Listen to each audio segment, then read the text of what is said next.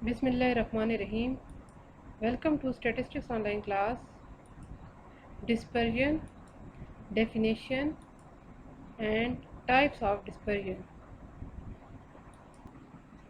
Dispersion, the difference between values of a variable around an average value is called dispersion. Values of a variable और एक average value के दरमियान जो difference होता है उसको हम डिस्पर्जन कहते हैं। फॉर एग्ज़ाम्पल यहाँ पे आप देखें कि हमारे पास वेरिएबल है x, उसकी वैल्यूज़ हैं, ये सारी x की वैल्यूज़ हैं। अब हमने इससे एक एवरेज कैलकुलेट की, अरिथमेटिकल मीन। ये एवरेज वैल्यू जो है वो है 30। अब ये जो 30 है इसका और ये जो x की वैल्यूज़ हैं इनके इस वैल्यू से जो डिफरेंस है उसको हम कहते हैं डिस्पर्जन। यानी अगर आप देखें तो यहाँ पे अरिथमेटिकल मीन जो है वो हमारे पास या एवरेज वैल्यू जो है वो 30 आई है, इसका और अदर ये जो वैल्यूज़ हैं इनके दरमियान जो डिफरेंस है इसको हम डिस्पर्जन कहते हैं। Uses of dispersion. Dispersion is used to know the reliability of a measure of center tendency and compare two or more series of data. Dispersion को हम यूज़ इसलिए करते हैं ताकि हमें किसी भी सेंटर टेंडेंसी की जो मेजर होती है, जो से मेजर किया जाता है, उसकी रिलायबिलिटी को देखा जाए कि वो कितना रिलायबल है, और इसमें हम 2 और मोर सीरीज ऑफ डेटा को कंपेयर भी करते हैं। Measure of dispersion and its types: range, quartile deviation, mean deviation and standard deviation and variance. Standard deviation या वेरिएंस सेम ही होते हैं। तो ये 4 हमारे पास टाइप्स हैं मेजर ऑफ डिस्पर्जन की, जिनको हम स्टेप बाय स्टेप डिस्कस करेंगे।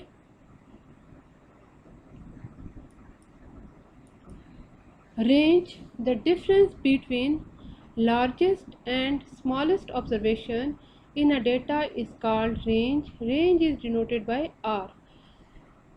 कोई भी हमें डेटा गिवन है उसमें सबसे लार्जेस्ट वैल्यू और स्मॉलेस्ट वैल्यू के दरमियान जो डिफरेंस होता है, जो फ़र्क होता है, उसको हम रेंज कहते हैं। रेंज को हम आर से डिनोट करते हैं। रेंज का जहाँ पर अब हम फार्मूला लिखते हैं कि रेंज का फार्मूला क्या है। Range is equal to x for variable के लिए यूज़ होता है लार्जेस्ट वैल्यू, यानी वेरिएबल में जो सबसे बड़ी वैल्यू है, और एक्स फॉर स्मॉलेस्ट वैल्यू यानी कि वेरिएबल में जो सबसे छोटी वैल्यू है उसको डिनोट कर रहा है। अब हमने लार्जेस्ट से स्मॉलेस्ट वैल्यू को जब माइनस किया तो रेंज आ जाएगी। इसको यूँ भी लिखा जाता है, लार्जेस्ट माइनस स्मॉलेस्ट वैल्यू। इसके साथ इसका कोफिशिएंट भी कैलकुलेट किया जाता है, coefficient of range. Coefficient of range जो है वो हमारे पास है largest value minus smallest value divided by largest value plus smallest value. ऊपर अगर आप देखें न्यूमिनेटर में हमने माइनस किया, डिनोमिनेटर में हमने प्लस कर लिया। बहुत ही सिंपल फार्मूला है। डिस्पर्जन का सबसे सिंपल मेथड जो है वो रेंज ही है। इंशाल्लाह आपको क्लियर हुआ होगा। Question: the marks of 12 students in a class test are 84 and so on 53. Find range and coefficient of range. Solution start करते हैं। डेटा हमें गिवन है। सबसे पहले आप फार्मूला लिखें रेंज का। Range is equal to x L minus x S, यानी कि लार्जेस्ट से स्मॉलेस्ट वैल्यू को आपने सब्ट्रैक्ट करना है। अब हम देखते हैं लार्जेस्ट वैल्यू डेटा में कौन सी है। अगर तमाम डेटा को अगर आप गौर से देखें तो इसमें 93 लार्जेस्ट वैल्यू है और यहाँ पे 15 जो है वो स्मॉलेस्ट वैल्यू है। तो हम 93 से सब्ट्रैक्ट कर देंगे 15 को। यानी सिर्फ सिंपल सी बात है कि आपने ये देखना है कि लार्जेस्ट वैल्यू कौन सी है और स्मॉलेस्ट वैल्यू कौन सी है। तो सबसे बड़ी वैल्यू में से सबसे छोटी वैल्यू को माइनस कर दें, तो यहाँ पे आ रहा है 78। अब हम कोफिशिएंट ऑफ रेंज भी ले लेते हैं। Coefficient of range. Coefficient of range का फार्मूला न्यूमिनेटर में आपने इसी तरह से सब्ट्रैक्ट करना है और डिनोमिनेटर में इन्हीं वैल्यूज़ को आप ऐड करेंगे। तो ये भी कोई मुश्किल नहीं है। 93 minus 15 and 93 plus 15। 93 minus 15 already हम कर चुके हैं, जो कि हमारे पास वैल्यू आ रही है 78। 93 प्लस 15 करेंगे तो आ जाएगा 108। इसको आप डिवाइड कर दें, 78 डिवाइडेड बाय 108 तो वैल्यू आ जाएगी 0.72। तो कोफिशिएंट हमेशा स्मॉलेस्ट होता है जो भी आप फार्मूला ले रहे हैं। यहाँ पे रेंज ले रहे हैं तो रेंज का जो कोफिशिएंट है वो उससे स्मॉलेस्ट ही होगा। तो इंशाल्लाह आपको क्लियर हुआ होगा। एक और ग्रुप डेटा का भी क्वेश्चन करते हैं। अब यहाँ पे क्वेश्चन दिया हुआ है, इसमें भी हमें रेंज और कोफिशिएंट ऑफ रेंज कैलकुलेट करना है। यहाँ पे जब भी आपके पास ग्रुप डेटा आ जाए और वैल्यूज़ एक्स की फॉर्म में हों तो आपने सिंपल एक्स की वैल्यूज़ में देखना है कि एक्स की वैल्यूज़ में सबसे बड़ी वैल्यू कौन सी है और सबसे छोटी वैल्यू कौन सी है। इसमें आपने एफ़ को यानी फ्रिक्वेंसी को इग्नोर कर देना होता है, फ्रिक्वेंसी का इसमें कोई काम नहीं है। तो हम यहाँ पे सोल्यूशन स्टार्ट करते हैं। तो सोल्यूशन में आप लिखेंगे रेंज, तो रेंज का फार्मूला है एक्सएल माइनस एक्सएस। तो अब देख लेते हैं सबसे बड़ी वैल्यू। तो यहाँ सबसे बड़ी वैल्यू 22 है, सबसे स्मॉलेस्ट वैल्यू 12 है। तो 22 माइनस 12 तो ये वैल्यू आ गई 10। इसी तरह से हम कोफिशिएंट फाइंड आउट करते हैं।